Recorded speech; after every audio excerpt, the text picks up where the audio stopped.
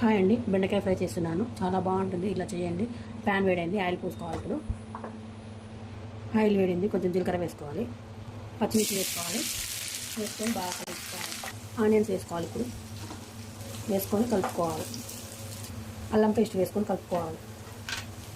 పచ్చివాసన పోయిందాక చిటికెడు పసుపు వేసుకోవాలి. వేసుకొని కలుపుకోవాలి. కరివేపాకు వేసుకోవాలి. కొంచెం కొత్తిమీర వేసుకోవాలి. ఇప్పుడు బెండకాయలు వేసుకోవాలి. బాగా కలుపుకోవాలి. మూత పెట్టుకోకుండా జిగురుపోయినాక కలుపుకోవాలి. ఇప్పుడు 4 టేబుల్ స్పూన్ల ఉప్పు వేసుకోవాలి. వేసుకొని బాగా కలుపుకోవాలి. జిగురంతా వెళ్ళిపోయినాక కలుపుకోవాలి, మూత పెట్టుకోకుండా. ఇందులో ఉన్న జిగురంతా వెళ్ళిపోయింది. చూసారా ఎంత బాగా ఉడికిందో కర్రీ. కొంచెం కొత్తిమీర, కొంచెం ధనియాల పొడి వేసి కలుపుకోవాలి. బెండకాయ ఫ్రై ఇలా ట్రై చేయండి, చాలా బాగుంటుంది. చాలా టేస్ట్గా ఉంటుంది. నచ్చితే లైక్ చేయండి, షేర్ చేయండి, సబ్స్క్రైబ్ చేసుకోండి. Bye friends.